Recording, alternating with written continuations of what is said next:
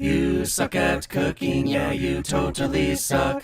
Instant ramen noodles were invented by Momofuku Ando in 1958 in his shed. Since then, dozens of packets of instant ramen have been consumed every year throughout the world. For this modded ramen, we're gonna start by adding an egg to already gently boiling water. Some people think boiling water will cause the egg to crack, but that actually only happens if the water is overly angry. Boil the egg for 6 minutes, then put it inside an ice bath to increase the egg's endorphins. Then, after 10 to 15 minutes, we'll use the power of kinetic vibration to loosen the shell and peel it off. We're boiling water and we only want to cook these noods for around a minute, then we can drain them and let them sit there and think about what they've done. Don't let the egg see how hot the noodles are or it might get jealous. In a saucepan, we're gonna add some butter, some milk, and the seasoning pack. Make sure you don't accidentally have your heat turned up to 11. Medium-low is good. Then the noods can go in there and soak up that sauce while it thickens like a stringy edible sponge. And you know what they say, when the sauce starts to thicken in, it's time to get interested in possibly eating it because it's ready to eat. Then we're gonna add the noods to our bowl and top with a slice of extremely melty cheese. Then we'll fold the noods over to create a cheese furnace so that it melts and becomes part of the sauce. We'll throw on a drizzle of chili oil, a smattering of scallions, then the egg can go on top. And I also modified this bowl so that you can more easily manage your utensils by sticking them to the side with the power of magnets, even though nobody knows how they work and whether or not they're bad for your skin. And if you have trouble gripping an egg with chopsticks, I modified these ones to more easily pick up the egg and also to more easily add injuries to the lips and or mouth region of the face.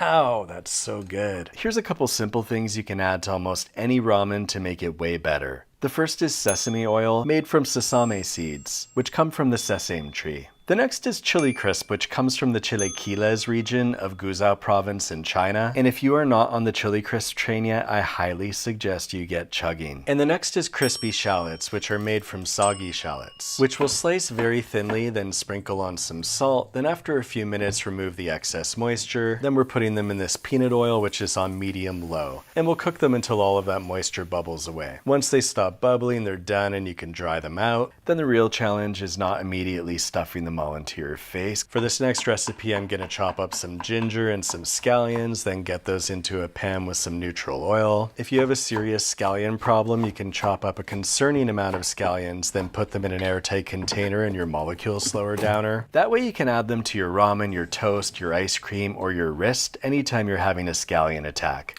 We'll saute the ginger and these scallions for a couple minutes on medium heat. And make sure you don't accidentally add rapscallions because they always ruin the vibe. Now we'll add some sesame oil and around 1/3 of the flavoring pack so that it doesn't eclipse the ginger scallion sesame sauce. We'll cook the noodles for a minute and then drain them and throw them in the pan. Now add them to a bowl and then realize the bowl is too big and move them to a different bowl with all of that oily sauce, which is gonna lubricate your entire body. Then hit that with some chili crisp and some crispy shallots, and we're talking about a multi-dimensional flavor experience you might not ever fully recover from, so be careful. This is also a great ramen to use my patent-pending precision chopsticks, so that you can enjoy a bite of scallion, chili crisp, crispy shallot, or an individual noodle at a slow and relaxing pace. On the other hand, you can use my 90-degree chopsticks if you prefer to eat the entire bowl in one bite. If you're concerned about how many calories there are in ramen, simply eat it with drumsticks, which makes the portion look smaller and tricks your brain into processing fewer calories.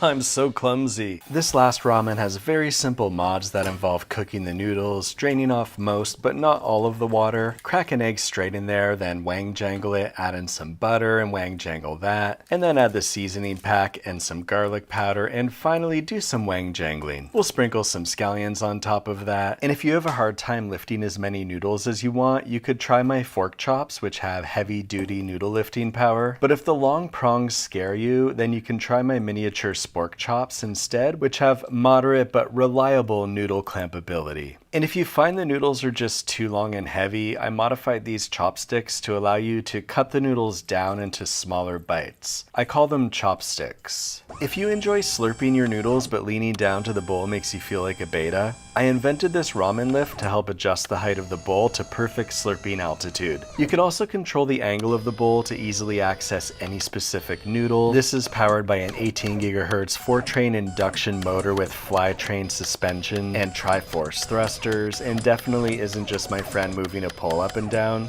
because Devin isn't my friend. Whoa, how did America's #1 ready-to-eat meal delivery service Factor get in my house with their nutritious, flavorful meals that are chef prepared? Looks like I'm skipping the meal prepping, the planning, the grocery shopping, the chopping, the cleaning, the arguments with Devin, and I'm gonna have fresh, never frozen meals that are ready to eat in just a couple minutes. I'm not actually in the microwave while it's running, I'm just doing that with my hand. Also, you can plate it, then give it to someone and be like, oh, I just made you this delicious meal from scratch, I hope you enjoy it, I'm a liar. The holidays are super busy, so you can save time with Factor's nutritious options, including their smoothies and juices. Factor's now owned by HelloFresh, which I like when I want to cook, but Factor's great when I want to do as close to literally nothing as possible, which is most of the time. I am lazy. Head to factor75.com or click the link below and use code yousuck50 to get 50% off your first Factor box. That's factor75.com or click the link below and use code yousuck50 to get 50% off your first Factor box.